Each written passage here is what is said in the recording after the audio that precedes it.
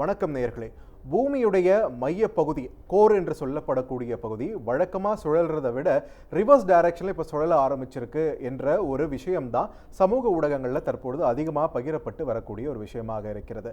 இதை பார்த்த உடனே சில தளங்கள் என்ன சொல்கிறாங்க, பூமியுடைய அழிவு காலம் ஆரம்பம், நம்ம எல்லாம் அவ்வளோதான், இந்த மாதிரியான பல்வேறு தகவல்கள் பரப்பப்பட்டு வருகின்றன.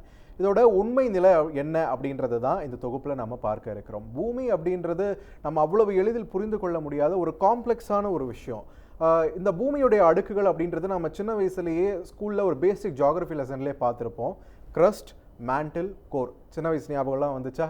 இந்த 3 அடுக்குகளால் ஆனது தான் பூமி. க்ரஸ்ட்டுக்கு மேலே தான் நாம் எல்லாம் இருக்கோம். இந்த கோர் அப்படின்ற ஒரு விஷயம் பார்த்தீங்கன்னா கிட்டத்தட்ட 5180 கிலோமீட்டர் ஆழம் நீங்கள் பயணிச்சா மட்டும்தான் அந்த கோரை நாம் சென்றடைய முடியும். ஆனால் அவ்வளவு தூரம் நம்மளால் போக முடியாது. இருந்தாலும் அந்த எந்த அளவுக்கு அது ஆழத்தில் இருக்குது அப்படின்ற ஒரு புரிதலுக்காக சொல்கிறேன். ஸோ இதனில் ஏற்படக்கூடிய மாற்றங்கள் நம்முடைய வாழ்வு, இந்த கிரஸ்ட்டுக்கு மேலே இருக்கக்கூடிய வாழ்வில் என்ன மாதிரியான தாக்கத்தை ஏற்படுத்தும் என்பதை தான் பார்க்க இருக்கிறோம். முதலில் இந்த பூமியுடைய மையம், அதாவது கோர், இதை பற்றி தெரிஞ்சுக்கலாம். பூமியுடைய மையமான இந்த கோர் நம்ம கிரகத்துடைய மிகவும் வெப்பமான பகுதி. எந்த அளவுக்கு வெப்பம்னா சூரியனுடைய மேற்பரப்பு அளவுக்கு வெப்பம் சமமாக இருக்கக்கூடிய ஒரு பகுதி. சரி, அப்போ இந்த கோர் எவ்வளவு ஆழத்துல பூமிக்குள்ள இருக்கு அப்படின்னு கேட்டீங்களேன்னா 5180 கிலோமீட்டர் ஆழத்துல இந்த கோர் இருக்கிறது.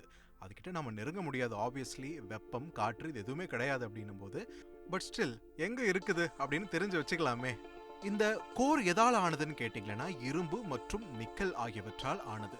இந்த உள்ள இருக்கக்கூடிய கோர் பாத்தீங்கன்னா அதுக்கும் மேண்டலுக்கும் நடுவுல ஒரு திரவ உலோக பதத்துல சூழப்பட்டிருக்கும். அதுதான் மேண்டலையும் கோரையும் பிரிக்குது. சோ இந்த பிரிவு இருக்கிறதால தான் பூமியுடைய மையத்தை உலோகத்தோட சூடான திடமான பந்துக்கு ஒத்ததாக சுயாதீனமா சுழலவோ நம்ம கிரகத்தோட மற்ற பகுதிகளோட ஒத்து போக வேண்டிய அவசியம் இல்லாத ஒரு நிலையை உருவாக்குது. சோ இது சில கோட்பாடுகளை இன்னும் உறுதியாக்குது. அது என்னன்னா, இந்த கிரஸ்ட், மேண்டில், கோர் இருக்கு இல்லையா, இது ஒவ்வொன்றும் சுயாதீனமாக சுழல்கின்றன என்று அந்த கோட்பாடுகள் தெரிவிக்கின்றன.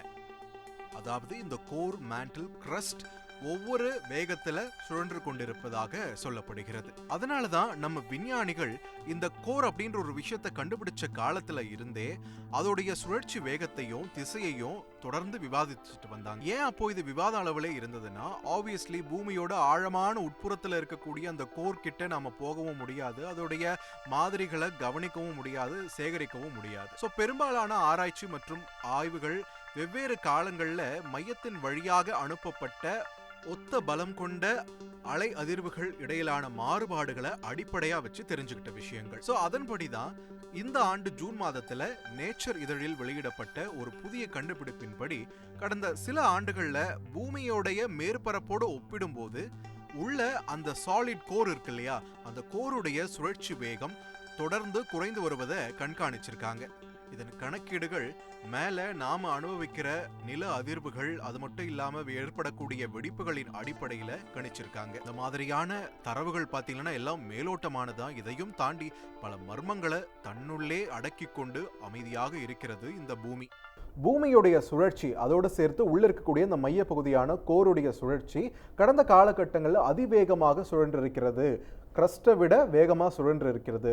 ஒரு கட்டத்தில் அது ஸ்லோ டவுனும் ஆச்சு.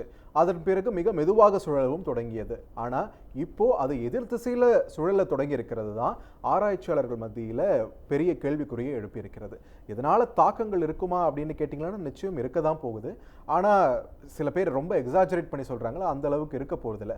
இதோடைய ஃபர்தர் டெவலப்மெண்ட்ஸ் வரும் நாட்களில் இன்னும் என்னென்ன புதிய தகவல்கள் என்பதை நாம் பொறுத்திருந்து தெரிந்து கொள்ளலாம். செய்திகளை உடனுக்குடன் தெரிந்து கொள்ள உடனே சப்ஸ்கிரைப் பண்ணுங்க.